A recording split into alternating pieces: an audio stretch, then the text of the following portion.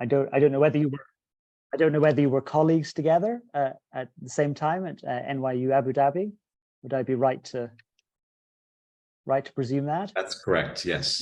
Yes. So with her former colleague, Professor David Wrisley. Professor Wrisley, as some of you might know, is a wide-ranging digital humanist and medievalist. He received his PhD from Princeton and has published widely on text mining and GIS methodologies, as well as their application to medieval Burgundy and other places. Today, alongside his collaborator, Professor Barakat, he's going to be speaking to us. They're going to be speaking to us on the topic of OpenGulf towards a post-national digital history. So I'm sure you'll all join me in welcoming our two speakers. And if you do have questions, please put them in the chat, and I will relay them at the end. We should have plenty of time for questions. So without further ado, I'll hand the virtual mic over to our two speakers.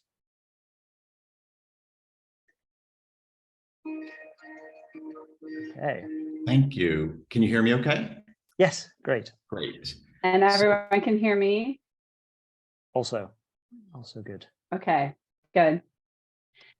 David, you're going to share the screen, correct?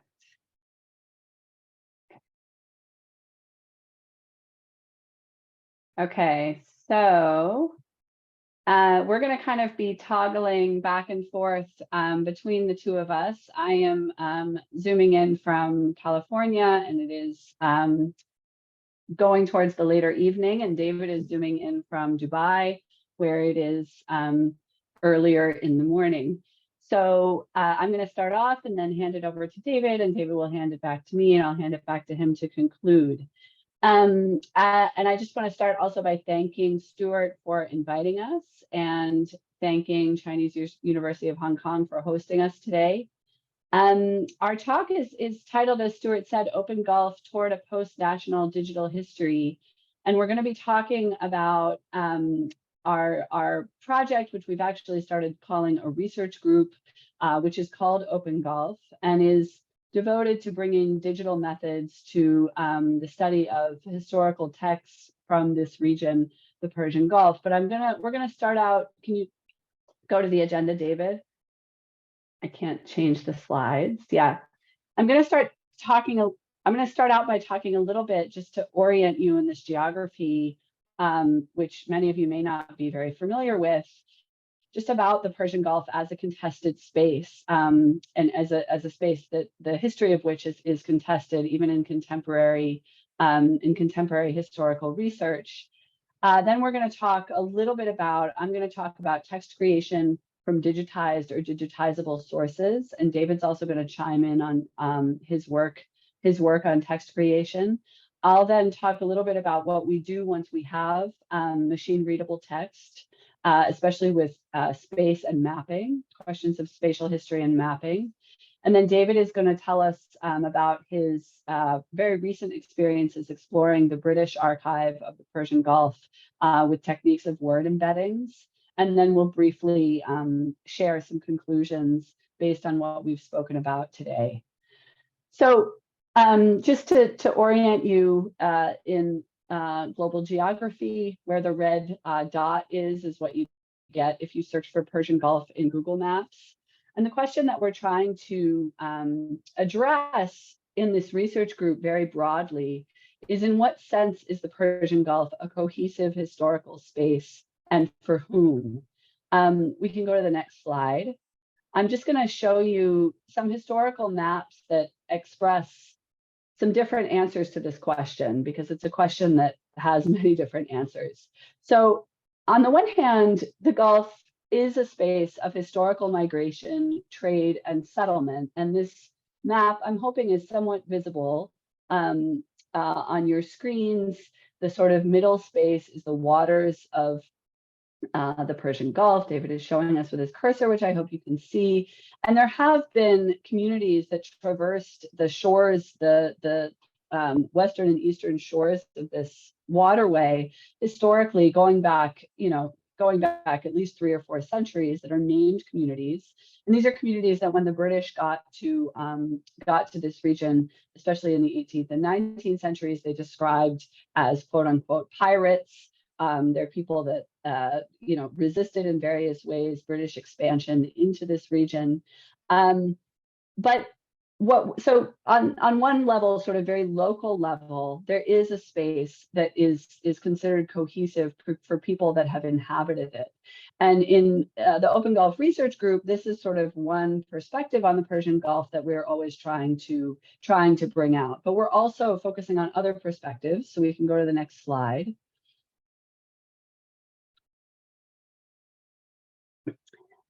There are also a number of more broader imperial perspectives on the Persian Gulf as a historical space. So what's represented here is the perspective of the Ottoman Empire. This is an Ottoman military map from 1897. The Persian Gulf is the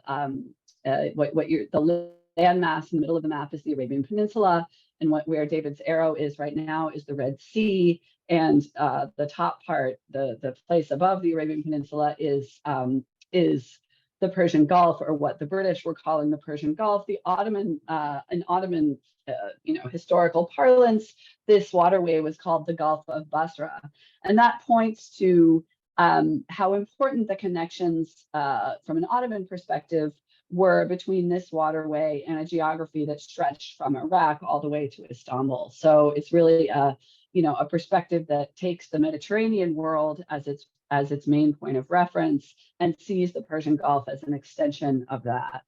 So that Ottoman perspective is another, geographical historical perspective that we try to bring out in our work with historical documents in this research collective. Let's go to the next slide.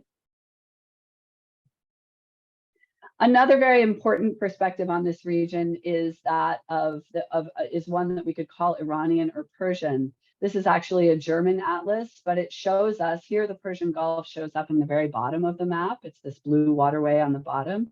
And it shows us that from another perspective, the relevant geography from the Gulf is not the Mediterranean world, but actually Central Asia and what's now Russia, and a northern geography, centered in Iran, that places the Persian Gulf in sort of a southwest corner. And that's a geography that we also try to bring into our, sort of multi-perspectival work in the research collective, especially through looking at Persian sources. We can go to the next slide. Another very important perspective on the Persian Gulf is one that I think has become increasingly popular, especially in English language historical production, perhaps especially in North America and Europe, but I'm interested to see if this resonates also in places like Hong Kong. And this is the Gulf seen as an integral part of the Indian Ocean world. What you see on the map here are trading bases of a family of merchants and agents, and this was a merchant family whose trading operations went back a number of generations, but they were also very closely connected to the British imperial residents, right, who became quite ensconced in the Gulf from the early 19th century onward. And so this Indian Ocean world perspective is also one that's quite wrapped up in the history of the British Empire. But it really, it's a geography that it's not entirely visible on this map, but it's a geography that really takes India as its reference point. And that has to do not only with a British imperial perspective, but also a perspective of these merchant families that were trading between places like Bombay, Oman, Yemen, all the way up to Kuwait. We can go to the next slide. So what we're trying to show, hopefully this comes up, in this slide is that there are a couple of different sort of spheres that we can imagine as being relevant to research on the Persian Gulf. And these spheres are sometimes overlapping and sometimes competing. And we could even add a third, I think, that goes up into Central Asia and towards the Caspian Sea, and even towards, or even in the direction of Mongolia and China. And these are again, overlapping and competing spaces that tell different stories about the history of this region, but that also sometimes converge. And in, you know, a new perspective on history that's actually quite institutionally embedded in at NYU Abu Dhabi, one that takes, you know, thinks about oceanic frameworks rather than earlier North American area studies frameworks. There's you know, the Gulf as an Indian Ocean space, the Gulf as a Mediterranean space, and the Gulf as a Central Asian space are three sort of competing and overlapping visions that we're trying to address in this research group. Let's go to the next slide, and I'll try to explain to you why, sort of what are some of the stakes of these different perspectives. So what are the stakes of the history of this region? These are some of the post-colonial contemporary national archives that exist in the Gulf today. The one on the left is in Qatar, the one in the center is Oman, and the one on the right is in the United Arab Emirates. And each of these, you know, archival edifices are kind of embedded in different narratives of the Gulf that are really located within stories about national identity and about citizenship. And these are crucial stories because they're wrapped up in who gets to be a citizen in the Gulf, in the post-colonial Gulf nation states, some of which confer very, very, you know, tangible and important and material benefits on their citizens, while excluding other people who, you know, who live in the Gulf and work in the Gulf. And so this is, you know, this is, I think, one of the lived realities that David and I are trying to address with this project, right? We overlapped in the Gulf for 4 years at NYU Abu Dhabi, and these questions of national identity and what they mean for the politics of citizenship are extremely difficult to ignore while inhabiting that space. I think they're extremely difficult to ignore while inhabiting many post-colonial spaces worldwide, and these are questions about, you know, competing and overlapping regional identities that could be applicable in many other spaces as well. But in the Gulf, because of the very, very contested nature of citizenship, is this a space of the Middle East? Is this a space of the Indian Ocean? The Central Asian question, I think, is more muted, but in everyday life, and at least in the spaces that David and I inhabited. But this is, you know, this is kind of the stakes of these questions. Who gets to be inside a post-colonial national narrative and who is kept outside of it, and what material benefits those narratives are tied up with. The other thing to say is that these archives on the screen have been mainly involved in collecting records from imperial imperial archives, for example, the British archives, to a lesser extent, the Ottoman archives, in order to create their own collections. They have not been particularly focused on collecting, for example, collections of those local merchant families that I discussed. So that this issue of where to sort of locate the post-colonial history of the Gulf and where to work on it as a researcher is also something that this research collective has been engaged with, a question we've been engaged with for the past few years. Let's go to the next slide. Okay, so what are we trying to do in the OpenGulf Research Collective or research group? One of the things we're trying to do is to use the digital methods as a space to kind of link together disparate archives that are part of those overlapping and competing regional and national narratives that I've been speaking about. And what we are arguing today in our talk, and you know, trying to introduce to you is our conviction that digital methods allow us to link archival objects with overlapping and competing visions of what the Gulf is and what it was. And so here you have a group of the different collections that we've been engaged with and that we've been doing digital research, you know, applying digital methods to the study of. On the far left is a collection from the British Library that has been digitized by the Qatar Digital Library. This is part of the voluminous British archives that exist about the Gulf region that the Qajar Digital Library has been involved in digitizing and making available and downloadable on the net. Then in the middle we have the text that we've actually worked the most with, and that I'll be talking about more in a minute. This is the Gazetteer of the Persian Gulf, Oman, and Central Arabia. This is an iconic historical source in English. The Qajar Digital Library sources, I should say, are mostly in English, but also have quite a bit of Arabic material, as you see. Lorimer's Gazetteer is an iconic dictionary type source that historians have been using mainly as a sort of reference source. And what we've been trying to do is apply digital methods, to look at it not as a sort of neutral reference source, but as an artifact of colonial knowledge production, and kind of pulling that apart to look at where British knowledge was concentrated in the Gulf region. The second from the left is an Ottoman travel log from the mid-19th century. This was created in the context of drawing a border between what's now Iraq and what's now Iran from the Ottoman perspective, and it's a very granular expression of geography, especially in Iraq and a little bit in Kuwait. And then on the right is a Qajar era travel log from the 1890s, which is a Qajar administrator describing the Persian coast region. And what's compelling for us about looking at these sources in tandem is partly that they discuss overlapping geographies, right? So we get to see multiple different perspectives on the same place, and that's part of what we're trying to do in pulling together different digital sources. But there's, we're not sort of limited to questions of space, as David will get into in the second part of the talk. But let's go to the next slide. I think I'm going to pass it to David now to talk a little bit about this post-national and post-colonial history and digital history, and then start talking about the digitization of how we're doing the digitization of these sources.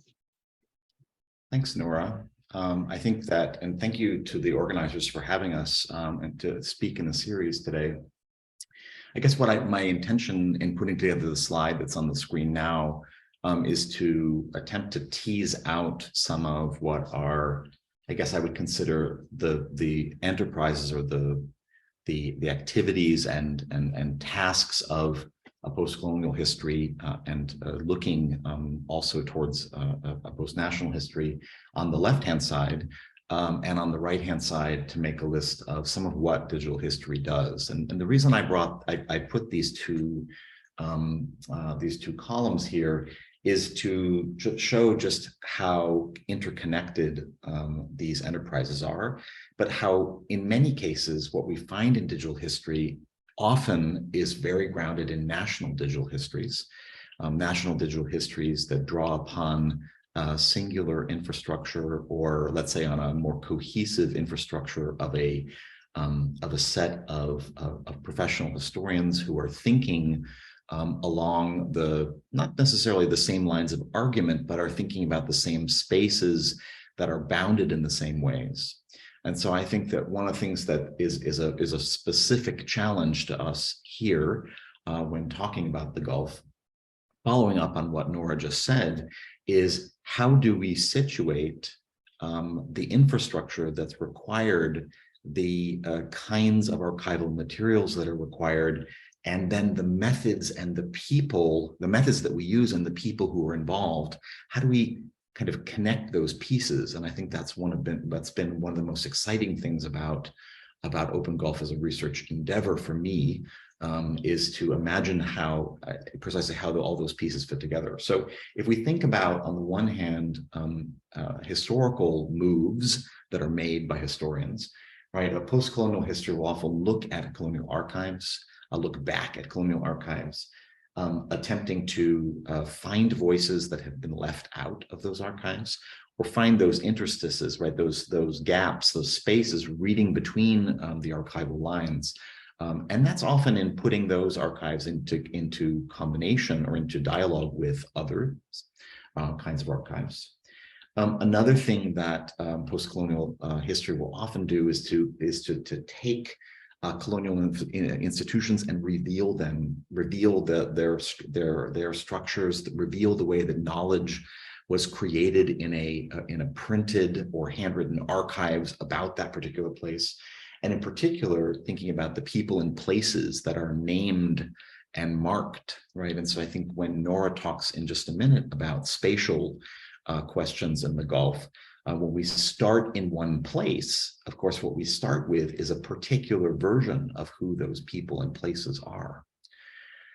I think another thing that postcolonial history does is think about center and periphery in really interesting ways. In contrastive ways, right? And in the to do many of the things that are listed above in this list. But I guess where this project for us moves and looks a little bit towards the future of historical inquiry about this region is who's involved in this project. And so I feel like the OpenGulf initiative for us has become a supranational academic enterprise. It's not simply America speaking to the Gulf or the Gulf speaking to someone else, but bringing in many different voices, not all voices, but many of those. And sometimes that endeavor is at odds with the structures, it should read of nation, not at nation, the structures of nation that make up our various institutions and the way that knowledge is produced in those institutions. So another way, perhaps, of putting this is that the project as a historical enterprise takes on very different meanings in different places than it necessarily does at the center of the research group, where all this kind of exciting new dialogue is taking place. So if we think, on the other hand, about some of the things that digital historians do, you'll, I think, begin to imagine the complexity of doing those things in this multinational, multilingual space, and yet those creating that structure in order to be able to work digitally about this is very, very important. So we've given talks in the past about precisely what it looks like to create a research infrastructure for Gulf studies. So what does digital history actually do? Well, digital history looks at technology and brings technology together with the study of history. It might look for large-scale patterns in historical information. Two famous ways that you are probably aware of that, not the only ways, but sort of corpus-based analysis and spatial analysis, both which are featured quite prominently in our group. We also, because the materials for understanding such a complex space, which is seen to get in different ways by different people, are not united. And in many cases here, because we're talking about the post-colonial, are not actually even found in common circulation. One of the most important things for us is the extraction of information and the remediation of documents from sources. Sorry, there's a couple of mistakes in that. And so what I mean by that remediation of documents means sometimes just digitizing something for the first time, having a photograph of it so that it can pass into circulation through something like what I'm going to talk about later, which is historical handwritten text recognition, but also might look like something like having a map in a digital format, in a scanned format, so that we can do a practice like georeferencing, which Nora is going to talk about in the second section. Other challenges I think that historians have to deal with when talking about just a national space, which are complicated, right, is to look deep into the past to understand how the ways that the nation has changed, the way that the borders have changed, the way that names have changed. So that's, of course, something that every national digital historian might do. But when you then, when the lens is larger, we step back and we're looking at multiple spaces which have been understood in multiple ways by multiple points of view in this, what Nora often calls this multi-imperial perspective. That's also very complicated because there's just more work to do in adapting the infrastructures that we use and understanding. There's a lot of work there, potential work to be done with linked open data. So I guess the other thing and finally I'll end on this slide, that we do as digital historians very often is we present our materials on the web and in open formats. And part of that is not just a representational or a dissemination perspective, but making sure that even a public is involved, right? Sometimes, and I think we'd like to see a supranational public involved in the production and dissemination of that stories of the past. I don't think we're quite there yet in the end, but I think it's one of the things that where we see at the intersection between digital and public humanities, increasingly so in different parts of the world. How do you get a group of people invested in this space as a common space of experience and of shared history? How do you bring those people into dialogue around the historical enterprise? So in this slide, what I'd like to talk about is a little bit in a way, unpack our values statement that we have associated with OpenGulf. If you'd like to check out our website, it's opengulf.github.io. This is a static site built on top of a GitHub repository that we use as a place not only for disseminating information about our project, marking that there are certain projects in play, but also to include data and things that are shared with open licenses for anyone to use. So, but I like to say when I talk about OpenGulf that the word OpenGulf, the name of the research collective was carefully chosen, and that the word open there is not, it's very intentional, right? We chose the word open precisely because openness so many interesting and provocative things in the field of digital humanities. And for us, it's very important that the research that we do be guided by a set of principles, by a set of principles that are actually shared across many different places in the world where digital humanities is done. And so for us, really having a large number of stakeholders is very important. Of course, the co-directors, myself and Nora, we sit here talking to you today, but if you actually go look on our website and you look at the team page, the team lists dozens and dozens of people, including other researchers and postdocs, but especially undergraduates. And I think this is important for us primarily because there's a lot of labor that goes into these kinds of projects. There's a lot of energy and thinking and hours spent doing the work of remediation and coding and creation of data that really is the kind of ground research, right, that's required to adapt those these various parts of the world and the infrastructures for understanding them digitally to bring them together.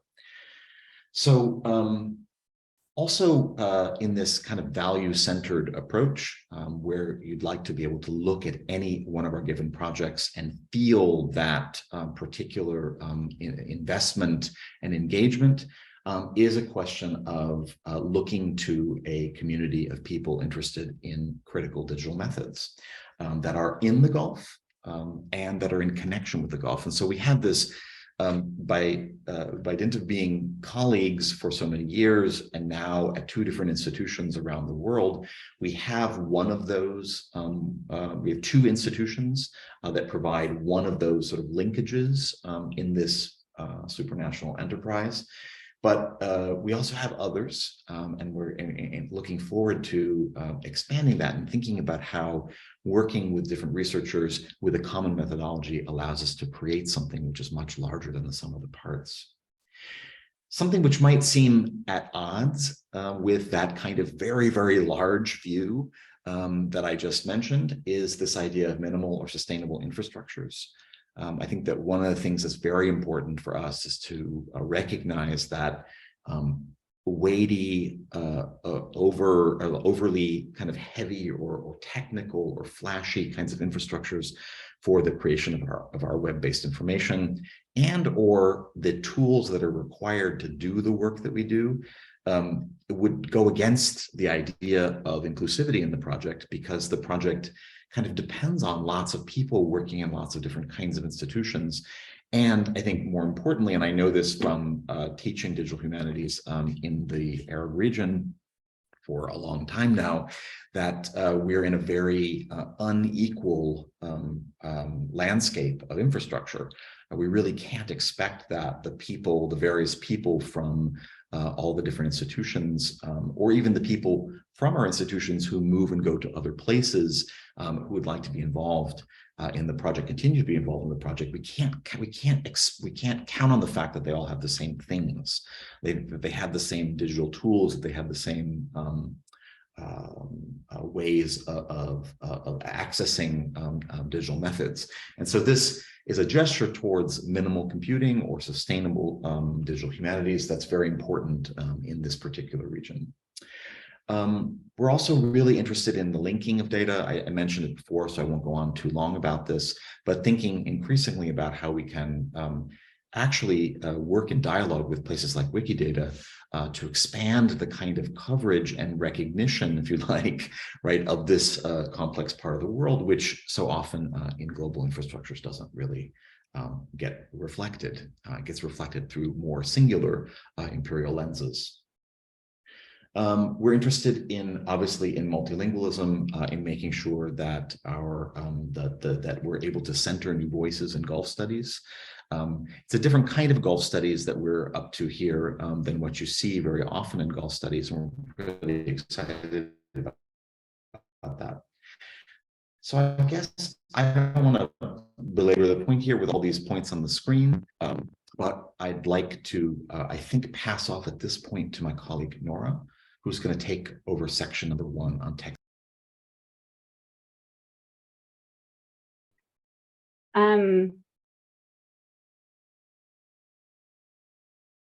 Can you go to the next slide, David? I think it's actually still you. I think you lost me there for a second. Did. I noticed. Sorry. We can hear you. We can hear you now, but can you go to the next slide? Yeah. Yeah, And I think this is actually. I apologize. Yeah, you're going to continue. Slide, right, okay. And then pass over to my colleague. Sorry, Nora. Yeah, that's okay. So one of the questions around text creation. So what is text creation? Text creation is that idea that we mentioned before of the need to create sources that are searchable, sources that are usable for any number of digital methodological practices.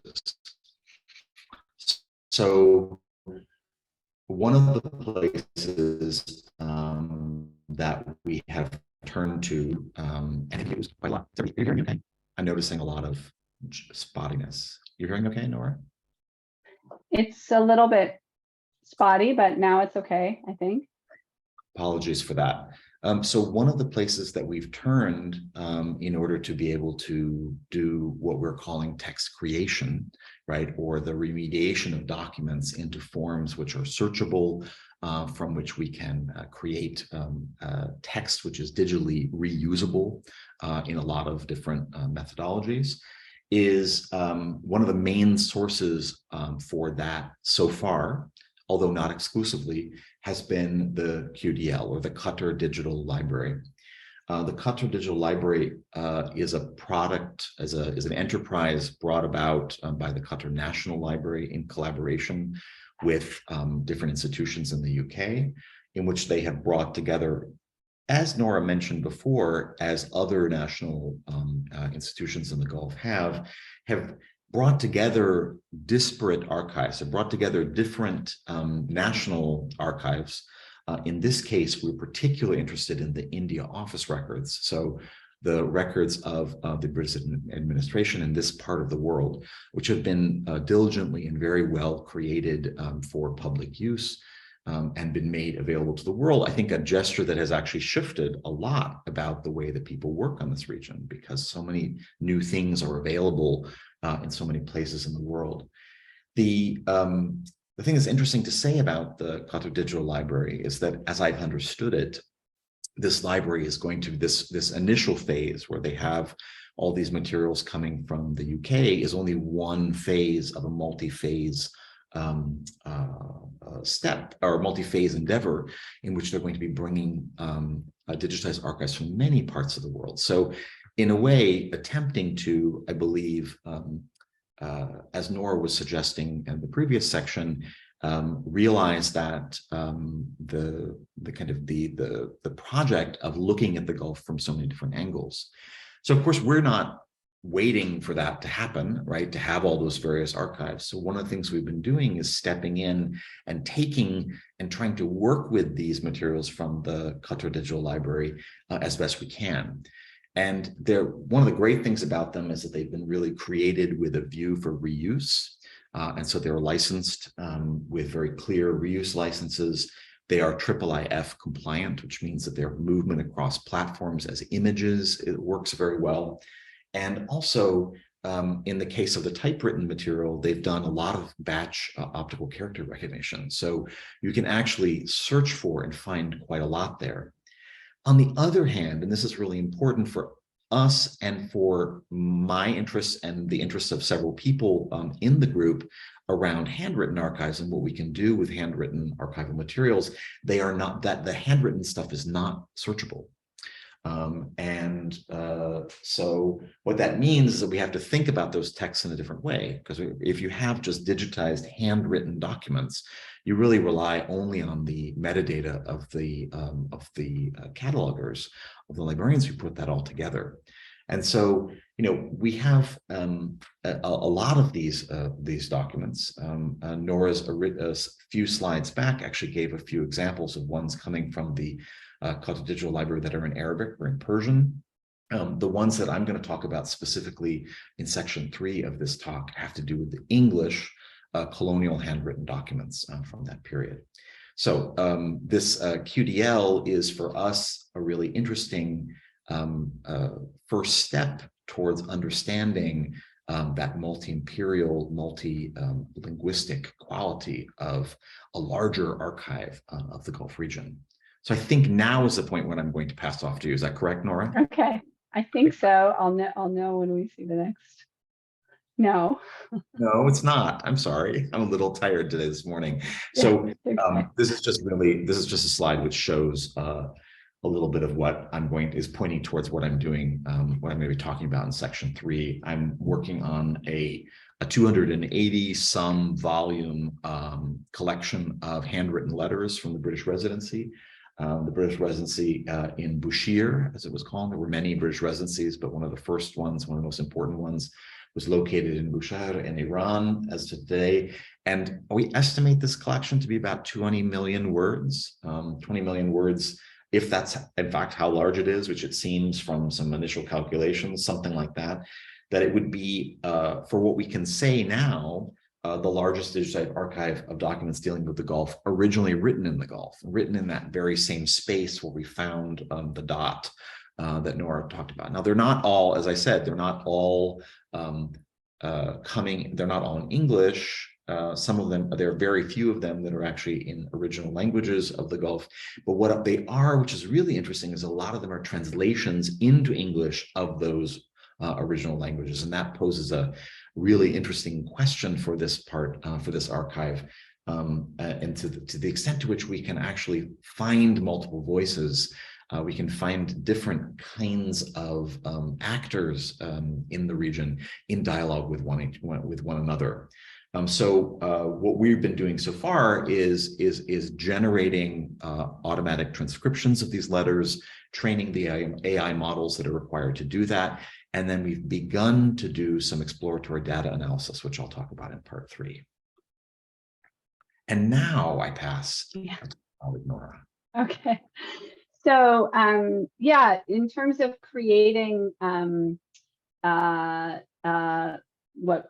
sources that we can actually use digital methods to analyze, i.e. machine readable sources, especially from handwritten text, we've also been working on doing that with multilingual sources. So David's work with the Bushehr records focus on English handwritten texts. Here we have some examples of the handwritten text that we have worked on in Arabic. Those are the two languages we've worked on the most in terms of this process of creating machine readable text from images of handwritten text.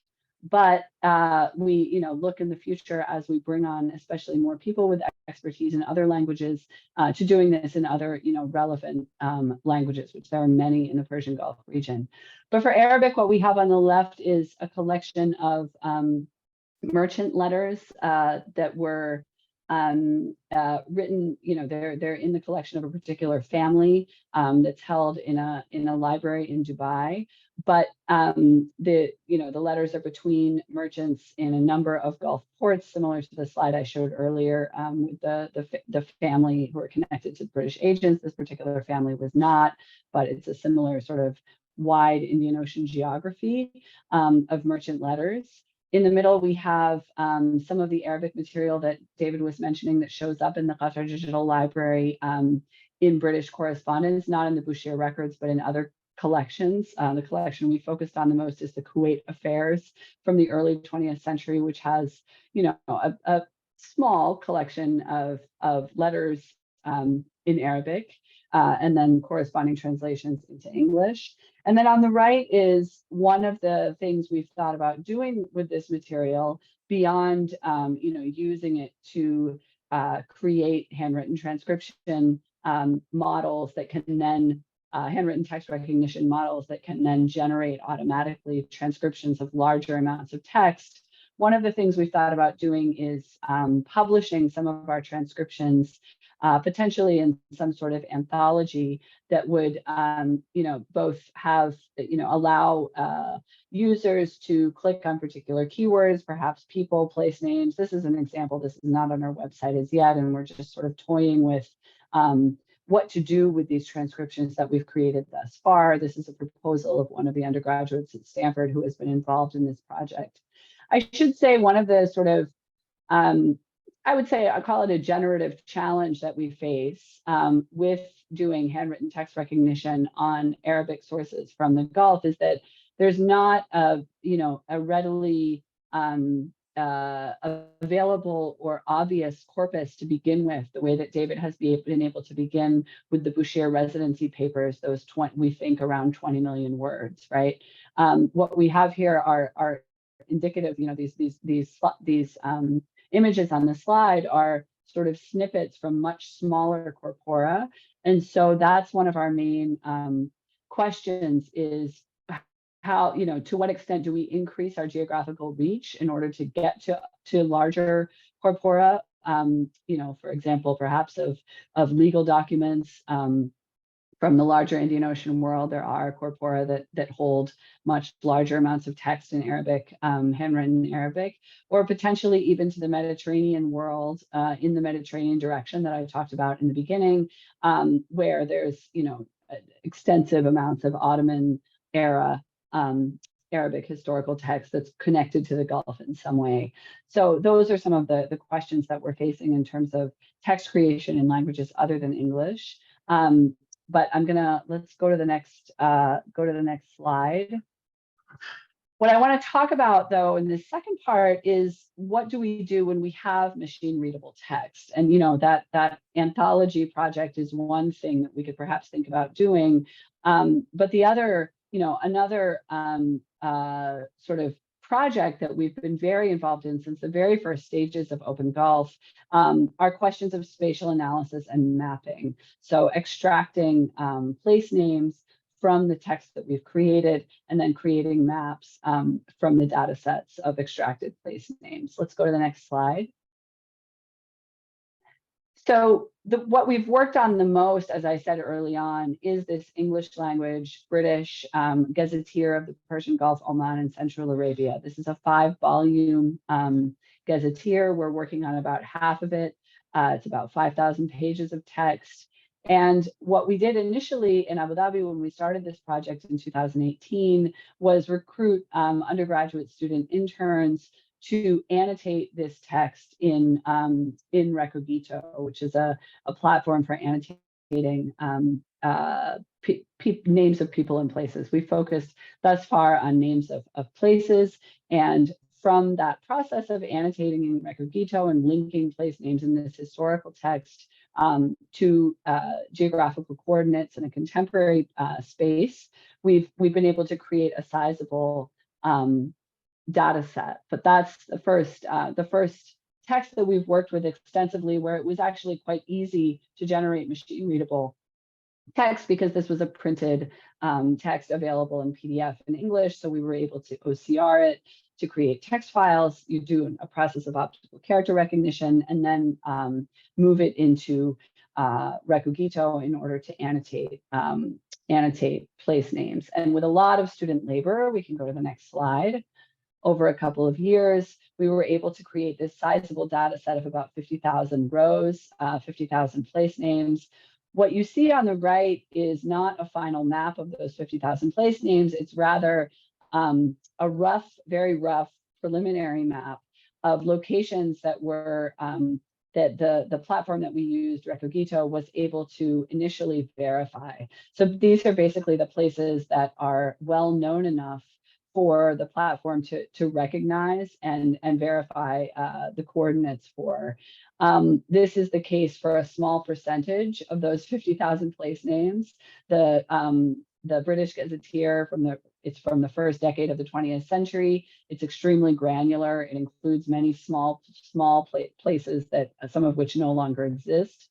And what we're engaged in now in this project is, again, employing student interns to clean up and regularize the data that we generated through that initial annotation project so that we can eventually publish the entire data set, but also so that we can create different kinds of digital analysis, digital spatial analysis through mapping of different elements of the text. Can we go to the next slide?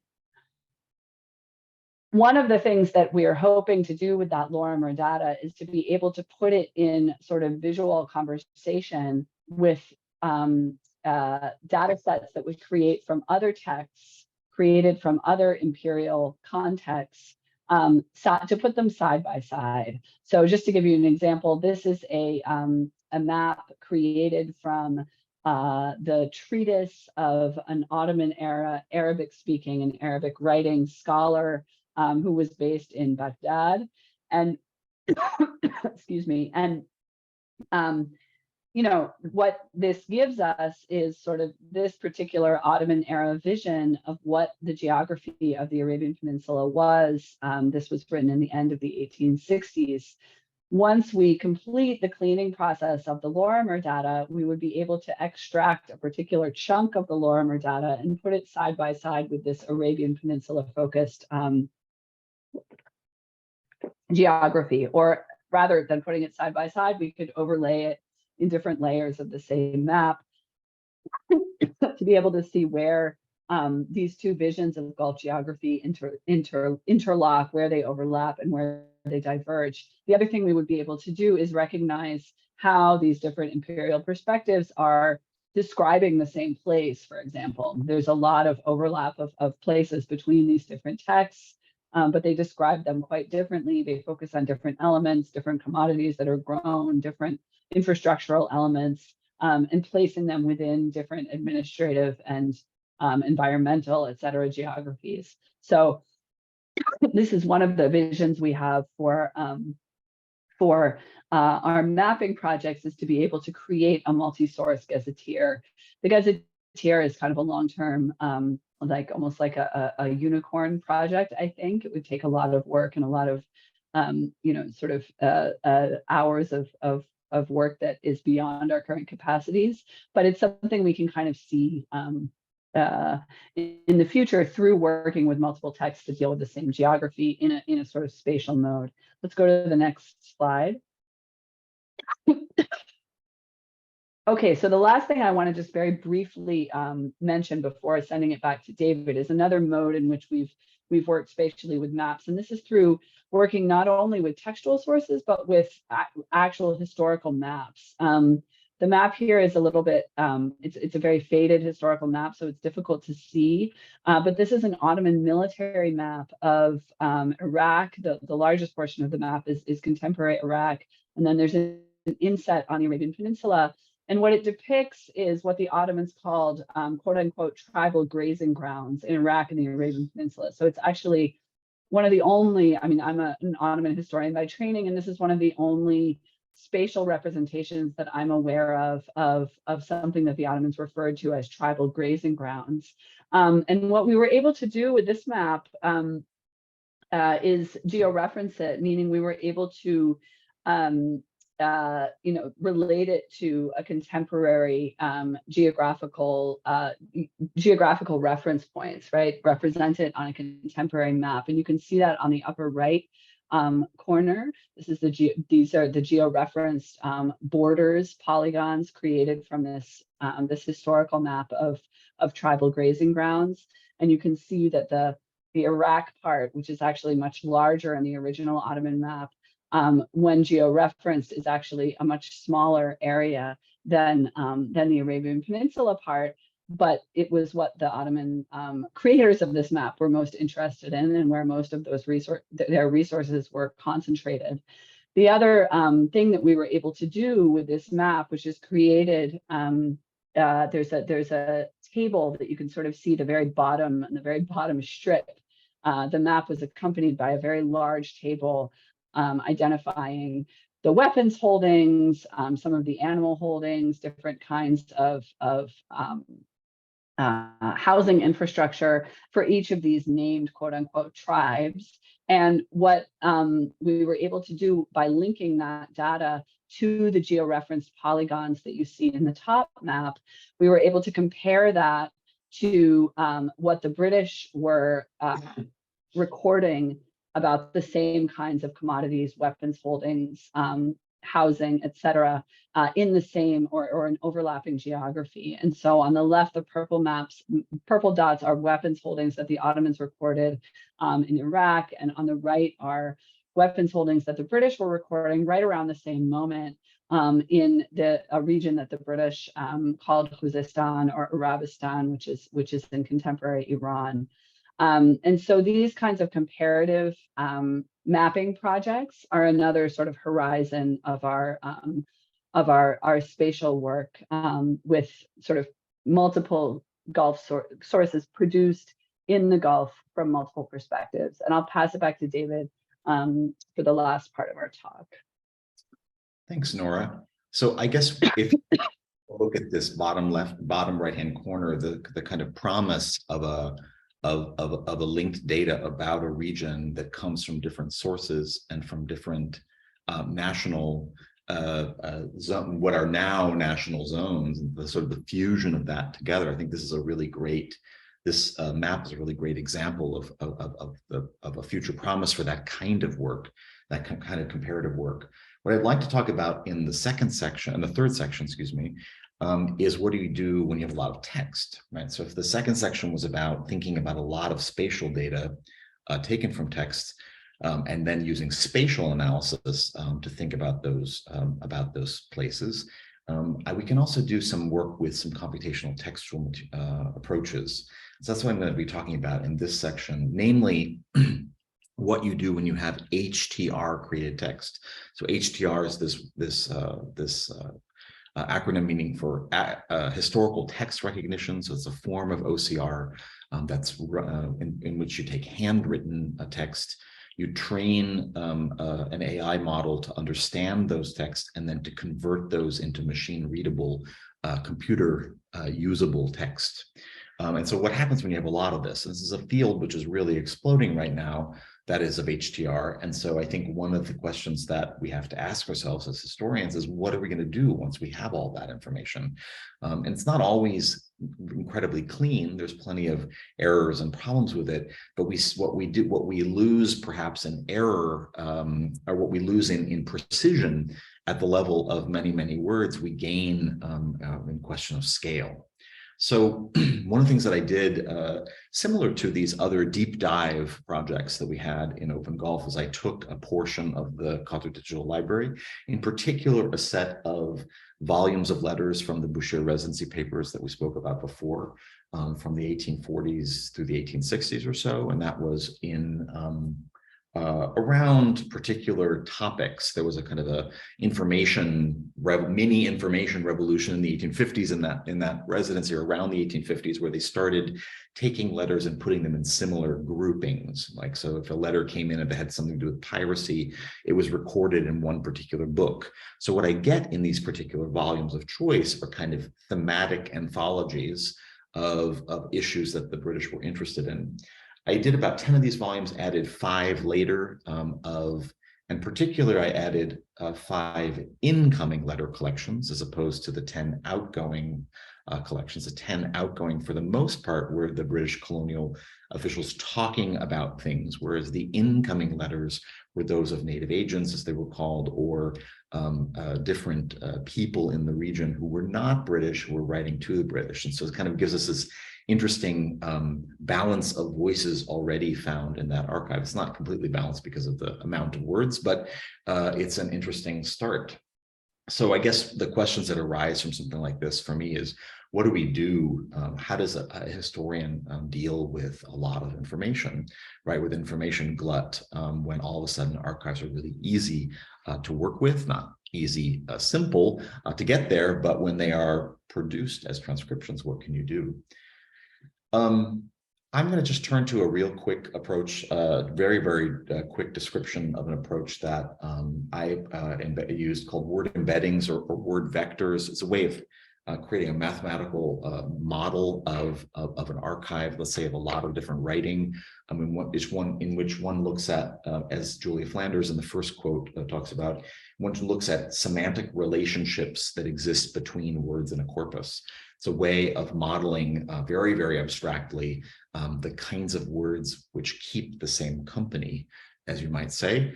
Or as Nicole Coleman from Stanford University Libraries wrote in a blog, and I'm just going to read this quote because it really describes the whole process from taking digitized archives to creating, searchable text from them, and then imagining some kind of an analytical approach to understand the larger picture or patterns inside of that corpus.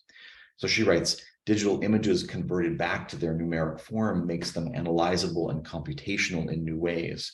Word embeddings, mathematical representations of words in vector space, would amplify the potential of natural language processing and dramatically change how we interact computationally with human language. Every book, pamphlet, manuscript, piano roll, and photograph held in a library can be computed not merely based on the metadata, but based on patterns recognizable within the object and across collections of objects.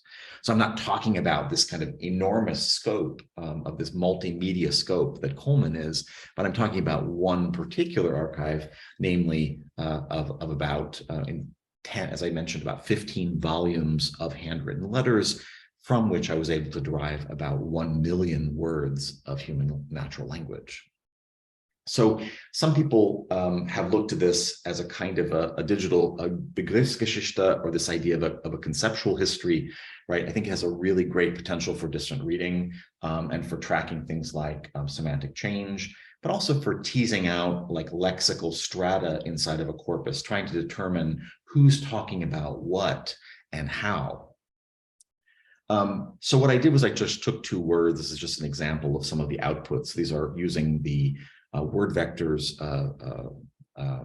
R package in the programming language R that was created by Ben Schmidt.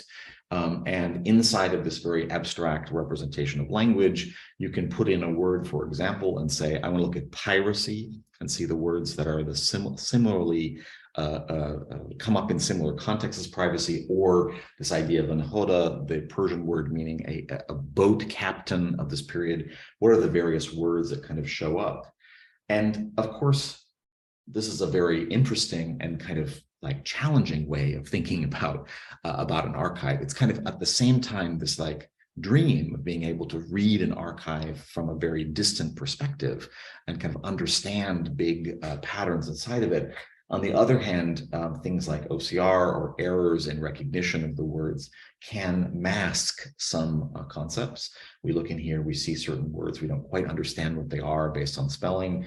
And we have to remember at the same time, these are not really synonymous words, but they're words used in the same context. So they provide us with that kind of contextualized conceptual history.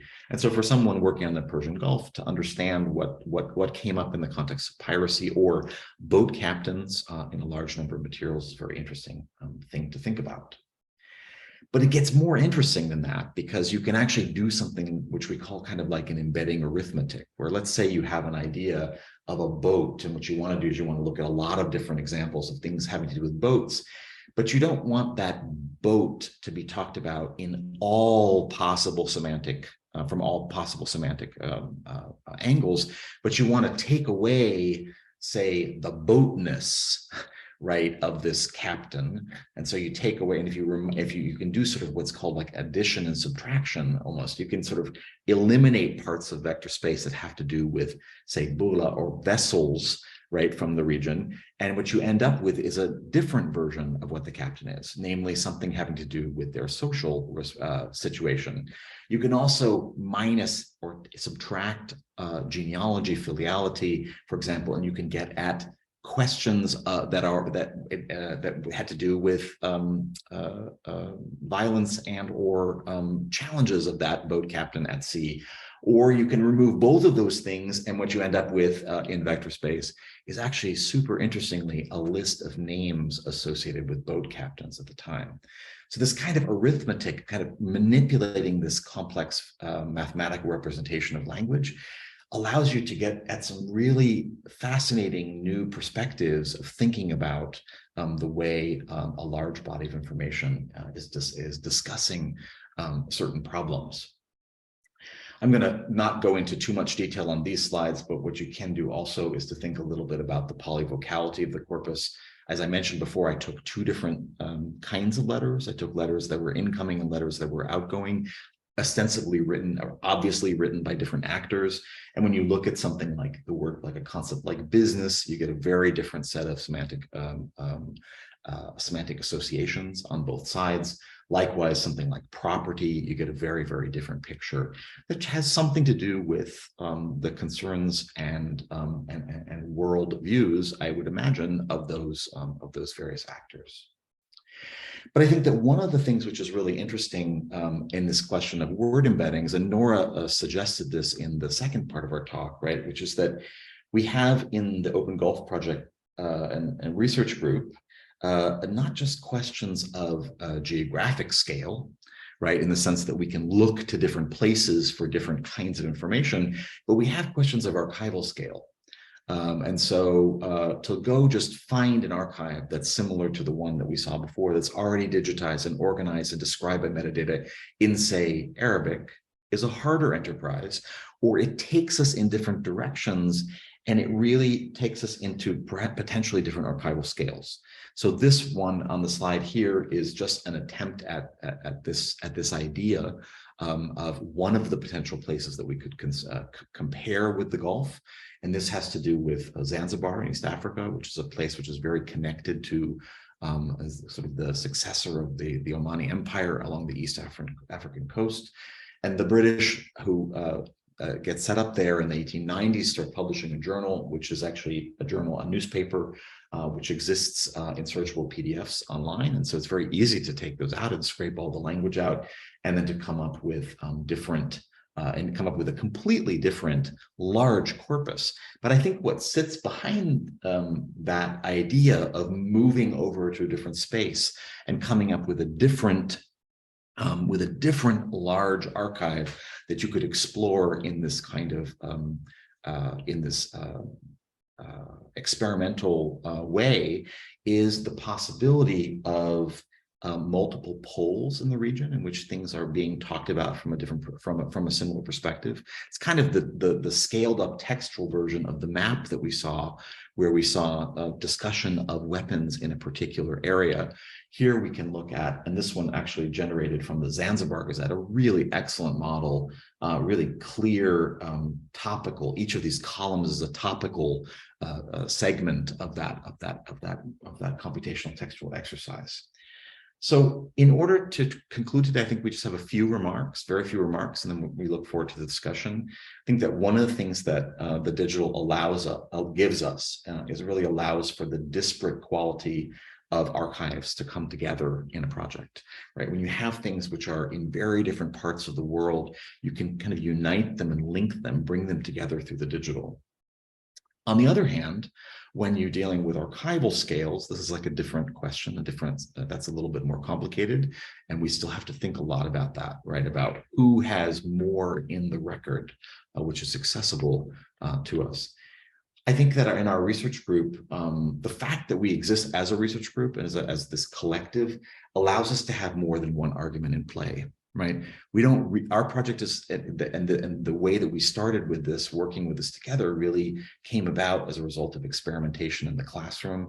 And I don't think that what we're aiming for here is a project that will culminate in one book or in one argument or in one historical intervention, but is rather a place where a lot of different arguments can come together. So our project, we would say, informs arguments, but it's not coextensive with them. Right. And I think that one of the reasons that's important is that we're doing so much ground research here. We're doing so many things to build, like when Nora was talking about the Gulf Gazetteer, the basis on which we can actually proceed, that there's so much which spills over perhaps the way that a traditional historian might work in building, say, a book or monograph level argument. And finally, I think openness, which we've signaled in the term OpenGulf and the name OpenGulf for our research group, is really important because it actually serves many different people and the possibility of many new research questions coming about for those participating. And so what we've seen today is a few examples of that in the spatial analysis and in the textual analysis. And we look forward to many, many more of those as the years go on. So I'll stop there and thank you very much for your listening today. Thanks, Nora, for talking with me, and we'll look forward to the questions from the group. So thank you to both of you for the tremendous presentation.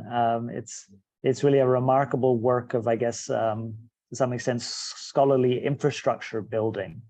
We're very grateful for all the hours, days, months, weeks, years that no doubt you and your students and collaborators have spent on it. So we have about 20 minutes now for questions.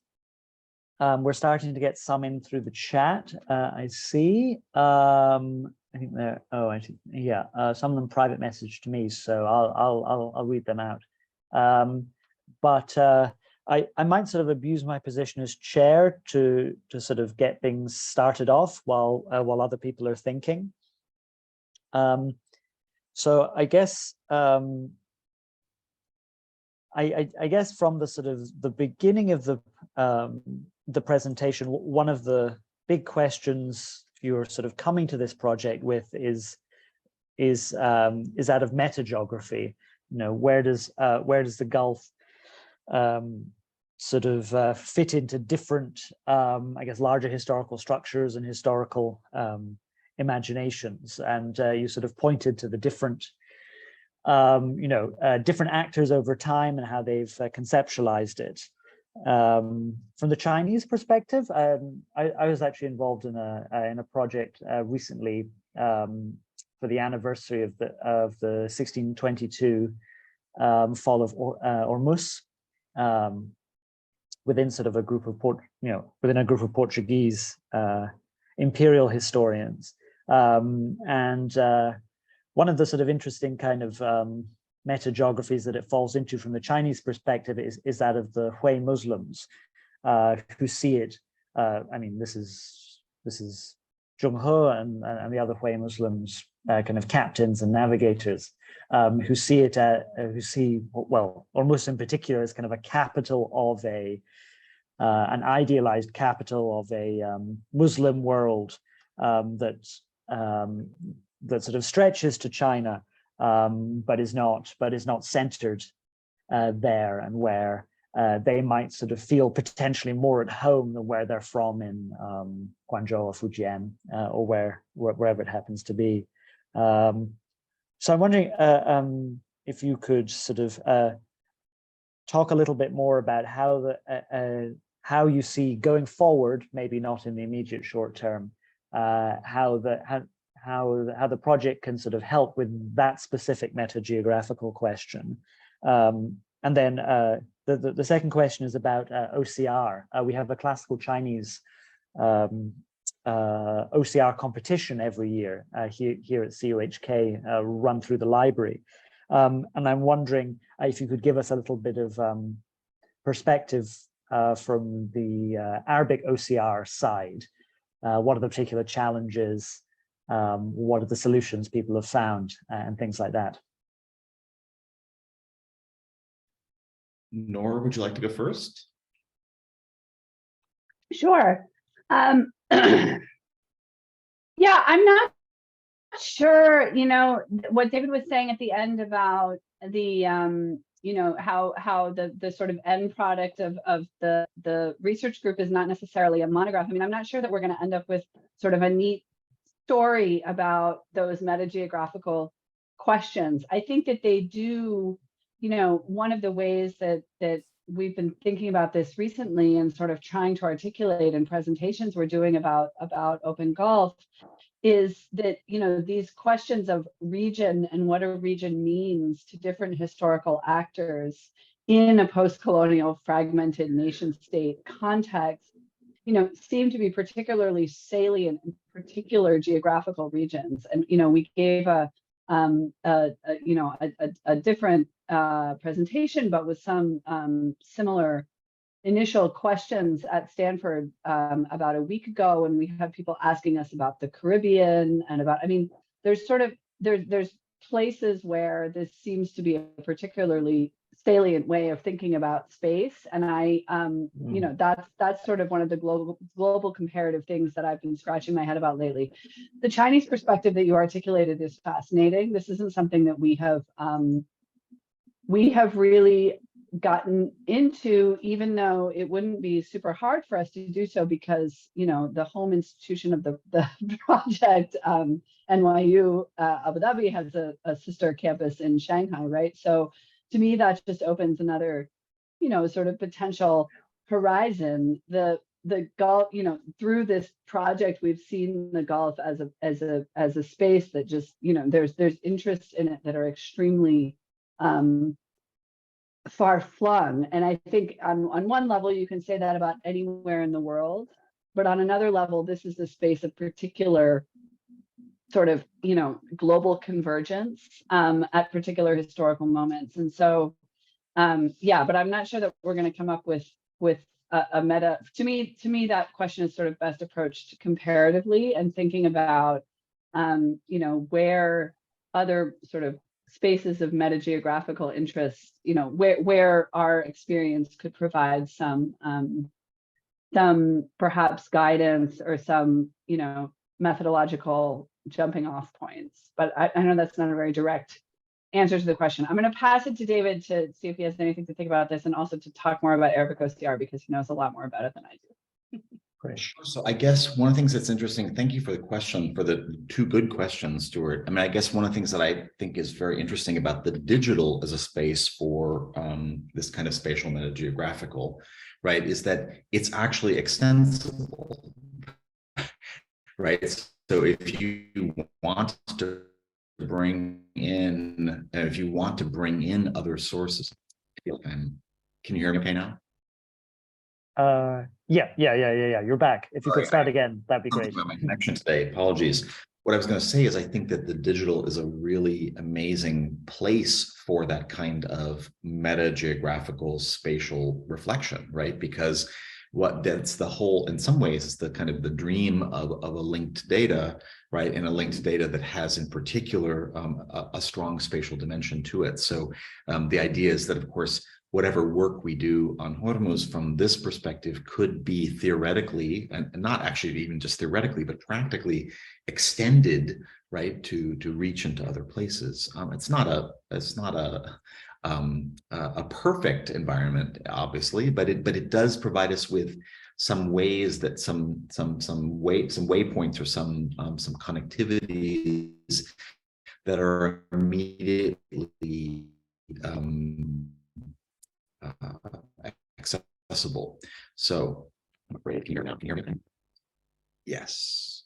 Okay. Yes. Yeah. Immediately accessible. Yeah, we got to that bit. Yeah. It seems like at the end of every sentence, that's when my connection goes off a little bit. So, on the question of OCR, I mean, OCR, as I was attempting to explain with the question of HTR, is a really wide open field. And I think that there are some places where they're working very specifically on training new systems, new OCR systems. I mean, Arabic, like most of the Persian Arabic script languages, or for that matter, other than Latin languages, and particularly multi-directional, found in multi-directional sources, or just simply with a different with a different direction, a unidirection, and a lingual source is really a problem, right? It's difficult. It's harder to manage. It's harder to deal with. So I think that one of the things that has really opened up new possibilities there is the introduction of, it's kind of the bringing of OCR into more complex AI environments, right? And so handwritten text recognition, for example, is not actually only done, the same platforms for handwritten text recognition are not only used for handwritten archives, but they're also being used for complex printed materials, right? And so there's a kind of a whole new world ahead of us, not necessarily in the hands of every researcher and in every research group, but there are definitely new horizons for this kind of complex OCR, which doesn't pay attention only to words in their or letters in their individual spatial representations, but thinks about whole words together, whole phrases together, thinks about structure and content. I hope that came through clearly. I was seeing a little bit of jitteriness in the connection. Yeah. Yeah. No, I think I think OCR in non-Latin scripts is really a very interesting field, and I mean I don't think I quite realized it until I came here. You know, we're spoiled with having things like, I guess, Scribus, and you know there are actually a lot of very easily usable off-the-shelf things for Latin scripts, but for classical Chinese, printed or written, Arabo-Persian scripts, it's a whole other world. So that's which is exciting for sure. It takes more time. I mean, it takes the concerted effort of people who are specialists in particular spatial temporal versions of archival culture to take that on. I don't think we're really close in many historical languages at all to a kind of a generalizable OCR perspective. It's going to be a lot of legwork required of people in specialized domains in the coming years to really push that forward for their archives. Yeah. So I've got 3 or 4 questions here in the chat that's been sent to me. So maybe I'll ask 2 at a time. I'll try and sort of find the ones that link together most neatly. So the first question is from the director of the RIH, Jeremy Yellen. He says, can you speak more to how you are involving the broader public, and in particular local communities, into mapping and storying the shared OpenGulf space? As a historian, how do you interest and involve local groups in a project like this? Actually, that's a big question. So maybe we'll sort of pause here for a moment and let you tell us about that. Yeah, let me jump in and just say a little bit. So first of all, I want to be clear that, you know, as I was saying, I think that's one of the possibilities of digital history and a digital public history.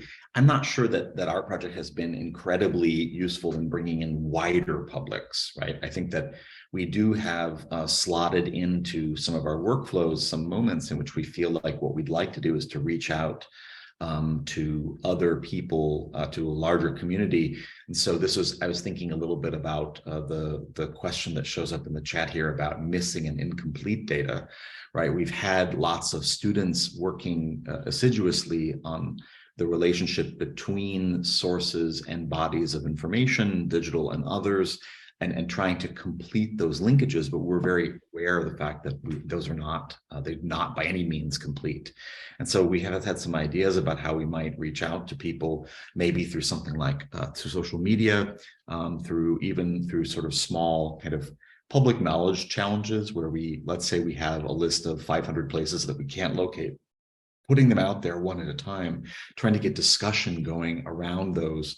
We even joked a little bit about creating a Twitter bot that might send out into the world lots of small snippets of descriptions. That's a future project that may never even happen, but we thought about that. I will say that on the general question of involving local communities, if you take the workflows that you've created for a research group and you're able to boil those down into very small tasks, and I don't mean small because it's because of the amount of information or the amount of knowledge required to do those tasks, but I mean small in the sense that they're very understandable, very small steps, right, in completing something like a data set. I know that there have been a lot of people who've done things like georeferencing-a-thons, sorry for that ugly word, but sort of like a marathon, a public marathon, thinking about georeferencing. They've also done things like transcribe-a-thons, right, where you take texts and actually ask people to contribute, as opposed to it being a research group-based endeavor.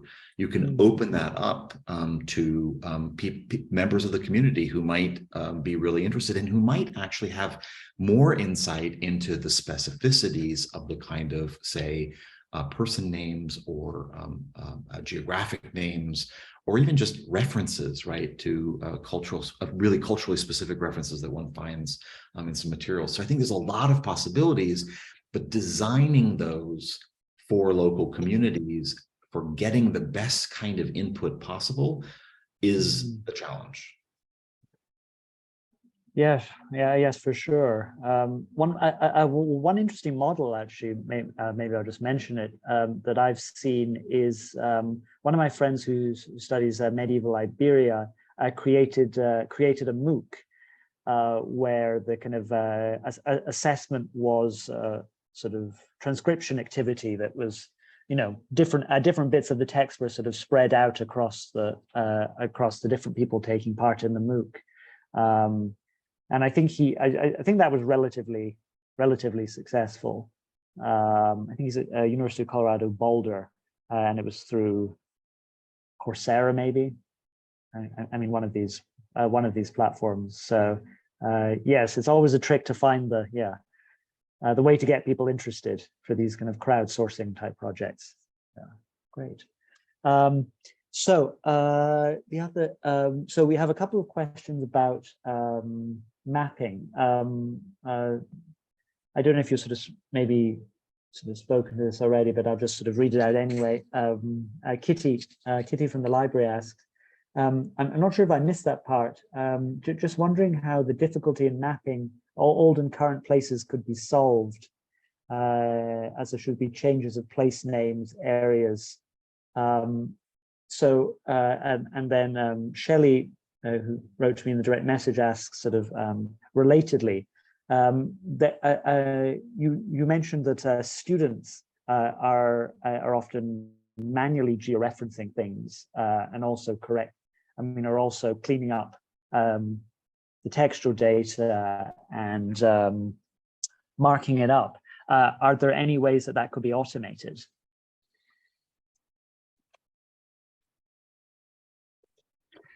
Yeah, yeah, I can speak to this a little bit. I've been quite involved with the students working on this project most recently. So in terms of missing or difficult place names, I mean, this is an issue across the mapping project that we're doing based on Lorimer's Gazetteer and also some of the other texts, although Lorimer's Gazetteer is the most problematic because it's the most granular and includes like the most sort of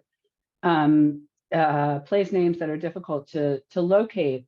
The previous question about crowdsourcing, that's one of the things that we've thought about doing to to resolve some of those issues. The other thing that has been interesting is that our sort of workflow has shown geographical concentrations within the wider Gulf region covered by Lorimer's Gazetteer of places where there seem to have been a lot of name changes over the period between when this was produced in the first decade of the 20th century and, you know, contemporary geographical databases that we're using, especially GeoNames, but also Google Maps, you know, Wiki Maps.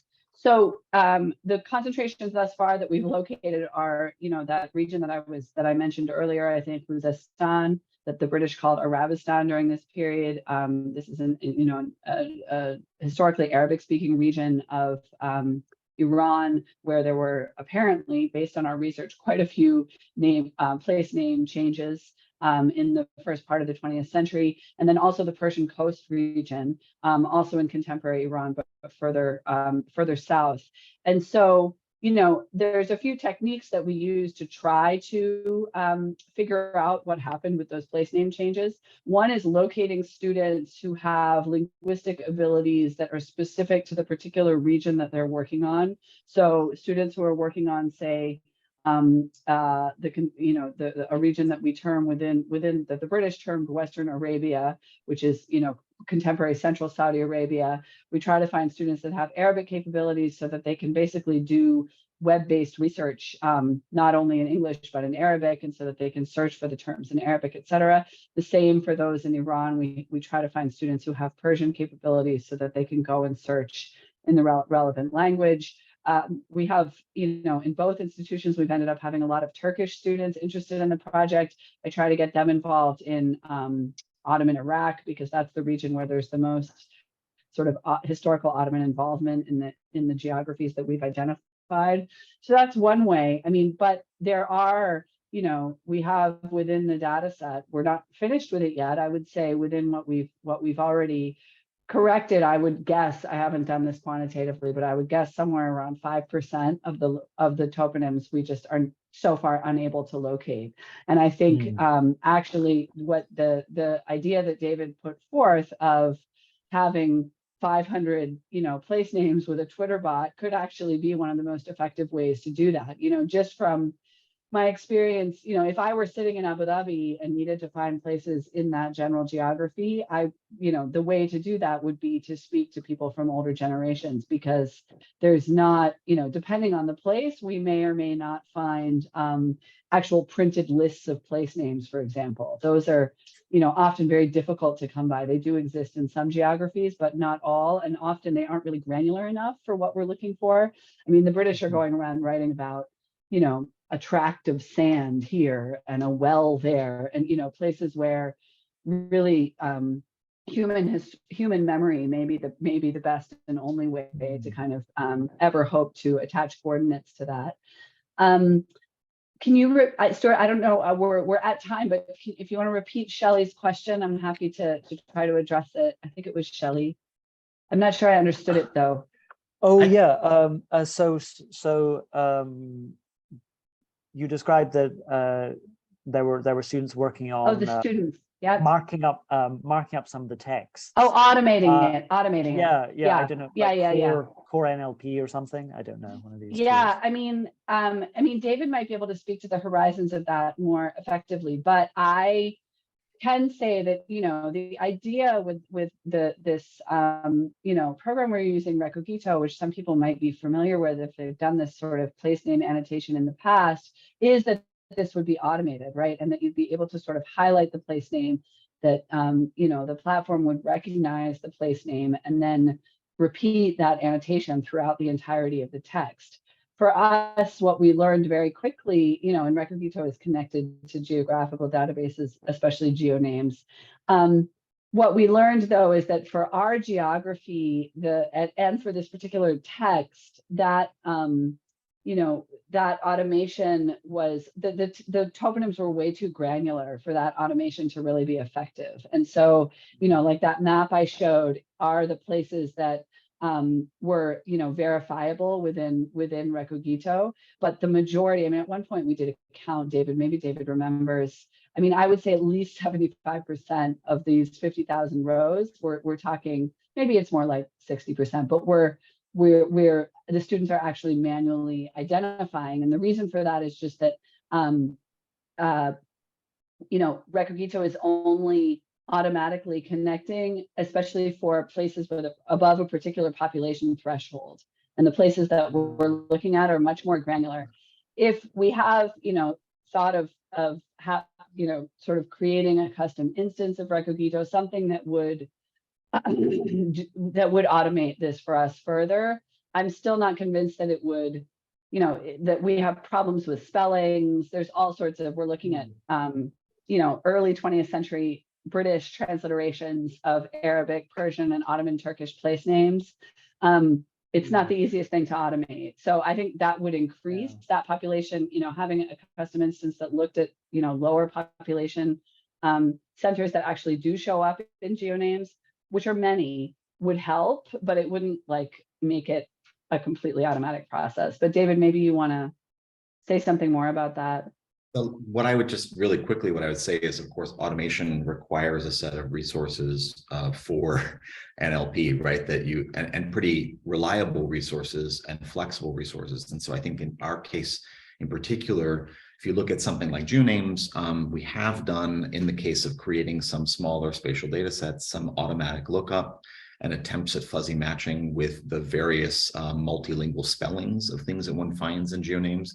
Unfortunately, the orthographic landscape of that document and then matching it with our documents is such that it's pretty complicated, actually. And what it does is it ends up creating another domain of uncertainty that we have to go through and look at. I guess the one thing that I would say that I think is a very positive thing sitting on the future in the future for the data we've created is really this desire to reconcile the pretty careful linkages that we've done with geonames with other data sources, namely Wikidata. And just in thinking about that initially, I think one of the really fascinating questions that opens up is not how do we take information from Wikidata and describe or have our data sets be enriched thereby, but how do we also use that process of linking to think about what's out there in the public realm of knowledge about these parts of the world and what's not, right? Because I think it's really, for the different places that we're looking at, the different geographies we're thinking about, there's a real lack of publicly available information in something like the Wikiverse, right? And so that opens up all kinds of interesting potential, also public humanities-like work, whereby we do Wikipedia-thons, for example, not to rewrite what has already been inside of Wikipedia, but perhaps to put it there for the first time, right? And to connect it with all these different source material that talk about those spaces. Thank you for the question.